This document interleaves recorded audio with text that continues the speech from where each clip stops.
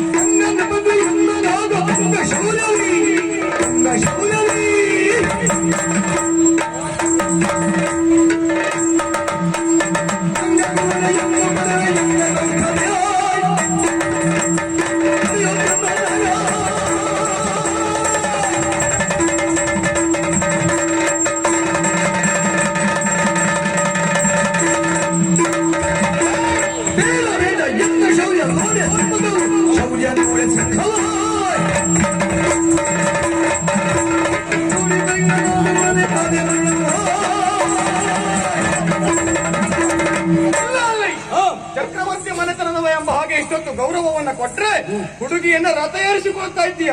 ಬಂದದ್ದು ಊಟಕ್ಕಲ್ಲ, ಪರಾಕ್ರಮವನ್ನು ತೋರಿಸ್ಲಿಕ್ಕೆ.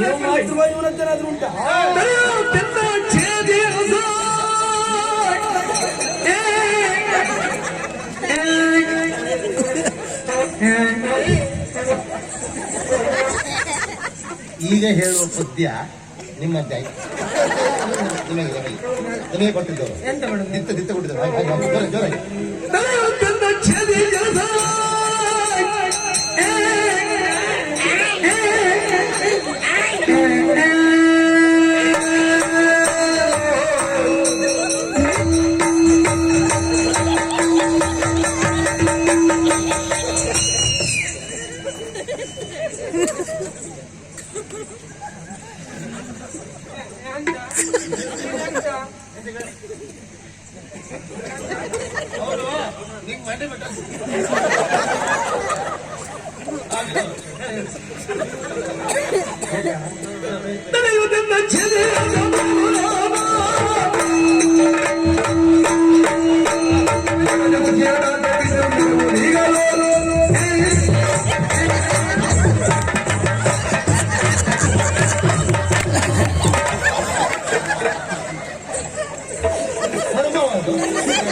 ಜೋರಾಗ್ಲಿ ಅಂತ ಹೇಳಿ ಪದ್ಯ ಕೊಟ್ರೆ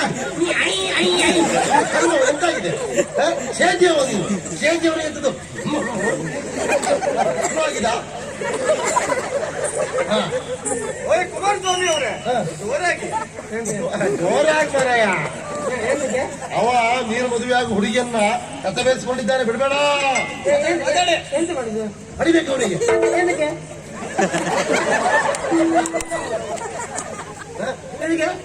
ಸುಮ್ಮನೆ ಹೀಗೆ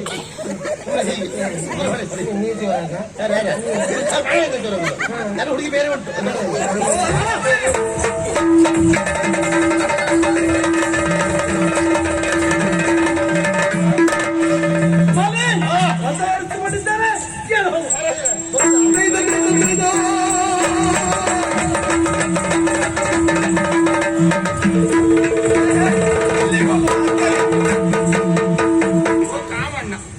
ರಾಮಣ್ಣ ಯಾರಿಲ್ಲ, ಯಾವ ಹಣ್ಣು ನಿಮ್ ವಯಸ್ಸಾಯ್ತು, ಈಗಾಗಲೇ ಹೇಳಿದ್ದೇನು ಪಡೆ ಎನ್ನುವಂತ ನಿಬಂಧನೆ ಬಿಟ್ಟಿದ್ದವರು. ಆಗ ಅವ ರಥವೇರಿಸಿ ಆದ್ಮೇಲೆ ನಮ್ಮಲ್ಲಿ ಯುದ್ಧ ಮಾಡಿದ್ದಾನೆ, ನಿಮ್ಮನ್ನೆಲ್ಲ ತೋರಿಸಿದ್ನಲ್ಲ, ನಿಬಂಧನೆ ಮುರಿದಿದ್ದಾನೆ. ಅಷ್ಟೇ ಮಾತ್ರ ಅಲ್ಲ, ಇನ್ನು ನಿಮ್ಮನ್ನ ವಿರೋಧಿಸಿದವ ನಾಳೆ ನಿಮ್ಮ ಮೇಲೆ ದಂಡೆತ್ತಿ ಬರ್ತಾನೆ. ನನ್ನ ಮೇಲೆ ಏನ್ ಮಾಡುದು ಈಗ? ಜೊತೆಗೂಡಿ ಯುದ್ಧಕ್ಕೆ ಬಂದ್ರೆ ಸರಿ, ಇಲ್ಲ ಅಂದ್ರೆ ನಿಮ್ಮ ನಾಡ ಬಿಡುವುದಿಲ್ಲ.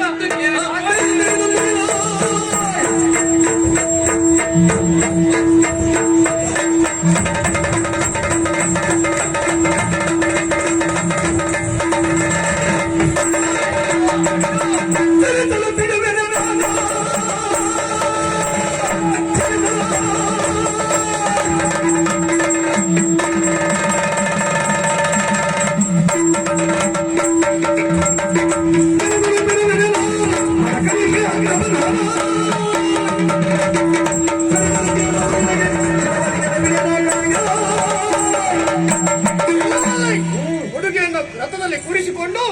ನಿಮ್ಮ ನಾಡಿಗೆ ಕರೆದುಕೊಂಡು ಹೋಗುವುದಕ್ಕೆ ಮುಂದಾಗ್ತಾ ಇದ್ದೀಯ. ನೋಡು, ಹುಡುಗಿಯನ್ನ ಇಲ್ಲೇ ಬಿಟ್ಟು ನೀವಿಬ್ರೆ ನಾಡಿಗೆ ಹೋಗ್ತೀರಿ ಅಂತ ಆದ್ರೆ ಇಬ್ಬರ ಜೀವ ಉಳಿತದೆ, ಇಲ್ಲ ಅಂತ ಆದ್ರೂ ತಲೆಕೆತ್ತಲಿಲ್ಲ.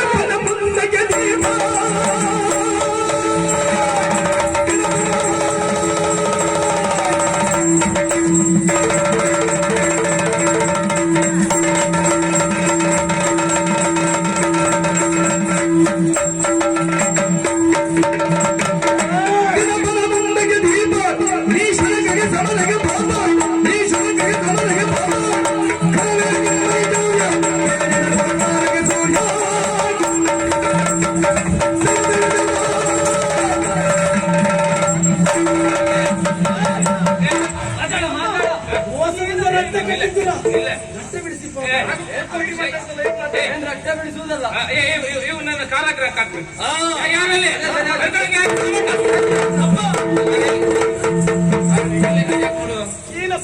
ಮಗಳೇ, ಅಧೀಕ್ಷಿತರನ್ನು ಮೋಸದಿಂದ ಸೆರೆ ಹಿಡಿದಿದ್ದಾರೆ. ಅದೆಲ್ಲ ಆಗ್ಲಿಕ್ಕಿಲ್ಲ. ಈಗ ನೀನೊಂದು ಕೆಲಸ ಮಾಡು. ಇಷ್ಟು ಜನ ರಾಜಕುಮಾರ್ ಇದ್ದಾರೆ ಹೌದಾ, ಇವರಲ್ಲಿ ಯಾರನ್ನಾದ್ರೂ ಒಬ್ಬರಿಗೆ ಈಗ ಮಾಲೆ ಹಾಕು. ನೀನ್ ಯಾರ ಏನಪ್ಪ ಇದು? ಹೆಣ್ಣು ಎಳವೆಯಲ್ಲಿ ತಂದೆಯ ಅಧೀನ, ಯೌವನದಲ್ಲಿ ಗಂಡನ ಅಧೀನ, ಮುಪ್ಪಿನಲ್ಲಿ ಮಕ್ಕಳ ಅಧೀನ. ನಿಮ್ಮ ಅಧೀನದಲ್ಲಿರುವಂತ ನಾನು ನಿಮ್ಮ ಸಮ್ಮುಖದಲ್ಲೇ ಅವನ ರಥ ಏರಿದ್ದೇನೆ ಅಂತಾದ್ರೆ ನಿಮ್ಮಿಂದ ಸ್ವತಂತ್ರಳಾಗಿ ಅವನ ಅಧೀನವನ್ನು ನಾನು ಸೇರಿದ ಹಾಗಾಯಿತು. ಈ ಪ್ರಾಯದಲ್ಲಿ ಹೆಣ್ಣು ಮತ್ತೊಬ್ಬನ ಅಧೀನಳಾಗುತ್ತಾಳೆ ಅಂತಾದ್ರೆ ಅವನೇ ಪತಿಯಾಗುತ್ತಾನೆ, ಅವನೇ ಅವಳಿಗೆ ವರನಾಗುತ್ತಾನೆ. ನನ್ನ ಜೀವನದಲ್ಲಿ ಮದುವೆ ಎನ್ನುವಂತ ಸಂಸ್ಕಾರ ಆಗುದಿದ್ರೆ ಅವನೊಂದಿಗೆ. ಅಪ್ಪ, ಈ ಹೊತ್ತಿಗೆ ಈ ದಾರಿಣೀಶ್ವರನ ಮದುವೆ ಆಗುವಂತ ಹೇಳ್ತೀರಲ್ಲ, ಈ ಹಿಂದೆ ಅವೀಕ್ಷಿತನಲ್ಲಿ ಕೈ ಸೋತವರಪ್ಪ ಇವರು. ಮೋಸದಿಂದ ಇವರು ಅವನನ್ನು ಸೆರೆ ಹಿಡಿದಿದ್ದಾರೆ. ಅಪ್ಪ, 100 ಆನೆಗಳು ಸೇರಿದವು ಅಂತಾದ್ರೆ ಒಂದು ಸಿಂಹ ಸೋಲುತ್ತದೆ, ಸಿಂಹ ಸಾಯುತ್ತದೆ. ಹಾಗಂತ ಸಿಂಹಕ್ಕೆ ಶೌರ್ಯ ಇಲ್ಲ ಅಂತ ಹೇಳಲಿಕ್ಕೆ ಆಗುವುದಿಲ್ಲ. ಸಿಂಹ ಸದೃಶನಾದಂತಹ ವೀಕ್ಷಿತರನ್ನು ಮೋಸದಿಂದ ಸೆರೆಮನೆಗಟ್ಟಿದ್ದಾರಪ್ಪ. ನೋಡಿ, ಈ ಮಾತನ್ನು ಮೀರಿಯೂ ನೀವು ಅವರಿಗೆ ಮದುವೆ ಮಾಡಿಸ್ತೀರಂತಾದ್ರೆ ಮದುವೆ ಮಾಡಿಸುವುದು ಮಗಳಾದ ವೈಶಾಲಿನಿಗಲ್ಲ, ಸತ್ತ ವೈಶಾಲಿನಿ ಹೆಣಕ್ಕೆ. ಅದಕ್ಕೆಲ್ಲ ನೀವು ಚಿಂತೆ ಮಾಡಬೇಡಿ. ಮತ್ತೆ ಸರಿಯಾದ ನಿರ್ಧಾರ ತೆಗೆದುಕೊಂಡು ಮತ್ತೆ ಲೇಖನ ಬರೆದು ಕಳಿಸಿ. ಚಿಂತೆ ಮಾಡಿದೆ. ಮಗಳ ಮನಸ್ಸು ಕಳಿಸಿ ಅಂತ. ಆಯ್ತಾ? ಬರ್ತೇವೆ. ಆಯ್ತು.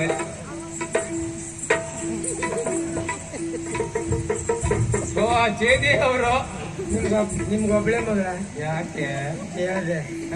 ಅಲ್ಲ, ನಾ ಇಷ್ಟು ದೂರ ಬಂದೆ, ಒಂದು ಸಮಾಧಾನಕರ ಬಹುಮಾನ ಅಂತ